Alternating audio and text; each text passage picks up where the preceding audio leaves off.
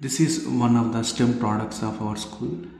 We made this tab by using ESP32 microcontroller TFT display, and we made it in our 3D printer. First we developed math content in this tab. We introduced some geometrical shapes, and after we introduced number line, and we made some quiz questions in this tab.